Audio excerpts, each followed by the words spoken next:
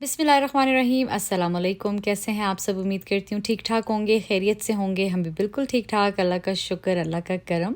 बहुत दिनों बाद व्लॉग आ रहा है। Actually we were on vacations और कल ही हम वापस आए तो सोचा कि अब जितने भी मैंने व्लॉग्स बनाए ना एडिटिंग करके जल्दी जल्दी मैं अपलोड करूँ। ढेर सारे मैसेजेस मुझे आ रहे थे, ठीक है। तो ये जी चांद रात का व्लॉग है और मैं कुछ कपड़े वगैरह देख रही थी कि क्या पैक करूं, क्या लेके जाऊं, क्योंकि ये सबसे मुश्किल काम होता है। बहुत सारे कपड़े होते हैं लेकिन फिर भी बंदा कहता है कि क्या मैच करे, ठीक है। तो अभी मैं आप लोगों को दिखाती हूँ कि मैंने किस तरह से अपनी पैकिंग की। बच्चों की और हस्बैंड की डेफिनेटली नहीं दिखा रही, अपनी दिखा रही हूँ, ठीक है। तो ये देखिए जी, ये मैंने एक ड्रेस निकाला, उसके साथ पैंट मैचिंग की, साथ शर्ट और साथ बैग, ठीक है। और इसी को ही मैं फ़ोल्ड करके ना बैग के अंदर डाल दूँगी।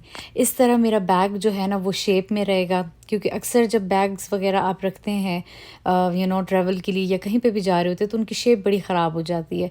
तो बेस्ट ऑप्शन यही है कि कुछ कपड़े उसमें डाल दिए जाएँ, तो वो बिल्कुल वैसे के वैसे ही रहेंगे।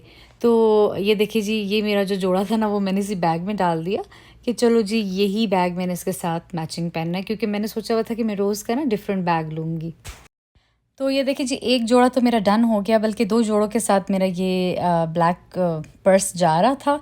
और अब आ जाते हैं दूसरे सूट की तरफ। ये था ईद का ड्रेस और इसके लिए मैंने ये क्लच निकाला था। मैंने कहा चलो फ़ोटोशूट वगैरह के लिए मैं ये पहन लूँगी। और साथ में कुछ मैचिंग ज्वेलरी थी, ये रिंग्स थी और ये नेकलेस था। इस तरह बहुत इजी रहता है, मतलब आपको हर चीज़ पता होती है कि आपने कौन से ड्रेस के साथ क्या चीज़ पहननी है, कभी याद भी नहीं रहता ना।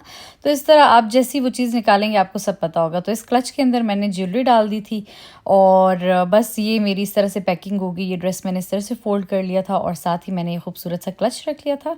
अच्छा, मेरे सारे बैग्स में ना कुछ मैं लाज़मी रखती हूँ ताकि वो डी शेप ना हो। और फिर मैंने ये फ़्रॉक सा निकाला था और मैंने कहा चलो जी, अब इसके साथ भी कुछ मैच करते हैं, टाइट्स वगैरह, क्या कौन सा बैग रखना है। क्योंकि बैग्स मेरे पास बहुत सारे होते हैं, यूजुअली नॉर्मल रूटीन में मैं नहीं यूज़ कर पाती, बच्चों की वजह से मैं बैकपैक यूज़ करती हूँ। लेकिन मैंने कहा नहीं, वेकेशन पे मैं लाज़मी यूज़ करूँगी। तो ये मेरा बड़ा खूबसूरत सा बैग है जो कि क्रॉस बॉडी बैग इसके साथ जा रहा था। अब इसके अंदर भी ना मैं ये डाल दूँगी, ठीक है। वो किस तरह डालूँगी आपको दिखाती हूँ। ये देखिए जी, मैंने फ़िट कर लिया इसके अंदर और अब इसको भी बंद कर लूँगी। तो मेरी पैकिंग तो जो है ना बड़े मज़े की हो गई थी। बस सिर्फ़ बैग्स, बैग्स, बैग्स थे जो कि मुझे पता था, अच्छा जी ये मेरा एक जोड़ा है और ये दूसरा जोड़ा है और इस तरह। तो ये बड़ा अच्छा हो गया था। अच्छा, थर्ड यहाँ पर आते हैं इस शर्ट और पैंट और हिजाब की तरफ, ठीक है। अच्छा, ये मैं लेके कुछ चीज़ें एक्स्ट्रा भी गई थी। इस तरह एक और चीज़ शर्ट भी थी, फिर मैंने वो बाद में वही पहनी थी। खैर, मुस्तफ़ा साहब को जो है ना बैग के अंदर बैठने का बड़ा ही शौक़ है, तो वो तो साथ साथ ये शुगर लगा रहा था। आइज़ल इस टाइम पे सोई भी थी, नहीं तो ये पैकिंग जो है ना इम्पॉसिबल हो जाती, क्योंकि वो तो बिल्कुल भी नहीं करने देती। और इसके साथ मैंने यहाँ पे ये खूबसूरत सा अपना हैंड बैग निकाला और ये देखिए जिसके अंदर मैंने ये रखे हुए हैं कुछ शॉपर्स वगैरह, ताकि ये इसकी शेप ख़राब ना हो। तो उसको मैंने निकाल के जो ड्रेस मैंने पहना था ना, यानी कि शर्ट पैंट और हिजाब, वो मैंने इसके अंदर डाल दिया। देखा आप लोगों ने। अब मैं नीचे आ गई थी नमाज़ पढ़ने के लिए। मौसम बहुत ठंडा ठंडा हो रहा था और अगले दिन ही ईद थी, यानी कि सारा व्लॉग जो है ना चांद रात वाला चल रहा है।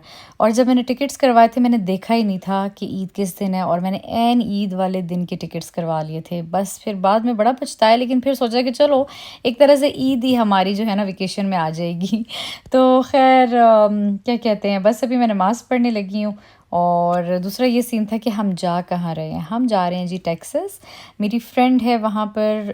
अभी वो माशाल्लाह से 2-3 महीने पहले ही आई है। उसका सारा इमिग्रेशन प्रोसेस हुआ है, मतलब उसके हस्बैंड इन लॉज वगैरह टेक्सास में होते हैं। तो हम उनके पास जा रहे थे। हमारा काफ़ी अर्से से प्लान था कि चलो जब वो आएगी तो मैं उससे मिलने जाऊँगी। तो ये था सीन, ठीक है। खैर, अभी मैं नमाज़ पढ़ती हूँ और आपसे मिलते हैं नमाज के बाद, क्योंकि आज का दिन बहुत बिजी होने वाला है। फिर जी मैं बिज़ी बहुत हो गई। वो किस तरह से कि मेरे पास क्लाइंट्स भी बीच में आ रहे थे, ठीक है। बार-बार एक ना एक बंदे की अपॉइंटमेंट थी और ये चीज़ भी मैंने मस्ट करनी थी। आप लोगों को पता है कि मैं ये काम करती हूँ मेकअप का, मेहंदी का।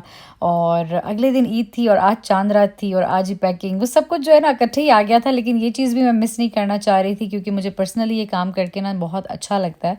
तो मैं अपने क्लाइंट्स भी नहीं मिस कर रही थी, मैंने उनको भी प्रॉपर टाइम दिया, घर के भी काम कर रही थी। ऑल्दो मैं पागल हो गई थी काम कर कर के। लेकिन बस इट्स वर्थ इट समटाइम्स। मतलब जब आप अपनी मर्ज़ी का काम कर रहे होते हैं ना, तो वो उस तरह लेवल वाली थकावट नहीं फ़ील होती।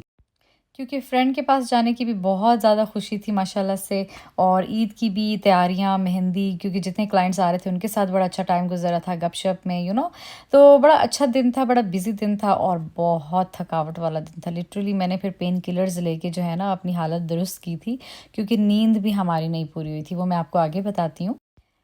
खैर यहाँ पर मैं आपको बताती हूँ कि टेक्सास जाने का प्लान हमारा कैसे बना। It was really a sudden plan. मतलब कि बिल्कुल भी ऐसा नहीं था कि हम काफ़ी अरसे से डिसाइड कर रहे थे, नहीं कुछ भी नहीं। क्योंकि मेरी दोस्त को भी आए हुए 2 या 3 महीने हुए हैं। लेकिन मुझे पता था कि एक इंसान जब अपना मुल्क छोड़ कर आता है ना, वो एक बड़ी लोनलीनेस वाली फीलिंग चल रही होती है। तो खैर हम बात करते होते थे फ़ोन पे। तो बस बात करते-करते ऐसे हमारा प्लान बन गया। मैंने अपने हस्बैंड से कहा कि मेरे ख़्याल से हमें जाना चाहिए, हम भी एन्जॉय कर लेंगे, थोड़ी वेकेशन हो जाएगी हमारी भी और हम भी ज़रा डैलस वग़ैरह घूम लेंगे ना। तो इस तरह से हमारा अचानक प्लान बना।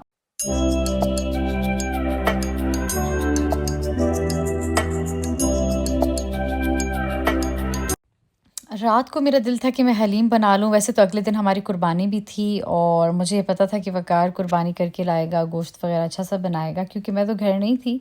लेकिन फिर मैंने सोचा कि चलो आज भी मैं जो है ना हलीम बना लूँ। और ये जी शाम के हो रहे हैं तकरीबन 7:30 जब मैंने कुकिंग वग़ैरह शुरू की थी, और साथ में ये वाली मैं हलीम बना रही थी। और मौसम आप देख सकते हैं बहुत ठंड-ठंड हुई हुई थी, बल्कि आई थिंक बारिश भी बीच में हुई थी। और इसके बाद साथ में मेरा दिल किया कि मीठे में मैं बनाती हूँ बकलावा। वक़ार को मेरे हाथ का बकलावा बड़ा पसंद है। और मैंने कहा चलो ये बना लेते हैं, क्योंकि मेरे पास ये शीट्स पड़ी हुई थी। तो मैंने कहा चलो ये ज़्यादा बेहतर है ना। बकलावे की रेसिपी ऑलरेडी डिटेल में मैंने शेयर की हुई। आज भी मैं कुछ वीडियो वगैरह बना रही थी, लेकिन वो ऊपर-ऊपर से इतने डिटेल में डेफ़िनेटली मैं नहीं आप लोगों को आज बताऊँगी। आज तो बस गपशप वाला सीन है। और नीचे हो सकता है मैं डिस्क्रिप्शन बॉक्स में डाल दूँ, नहीं तो आप मेरी प्लेलिस्ट में जाके ना हर तरह की चीज़ आप एन्जॉय कर सकते हैं। सारी मीठों की कैटेगरी अलग बनी हुई है, केक्स की अलग बनी हुई है। वहाँ पर आप लोगों को हर तरह की वीडियो जो है ना कैटेगराइज़्ड फ़ॉर्म में मिल जाएगी, ठीक है?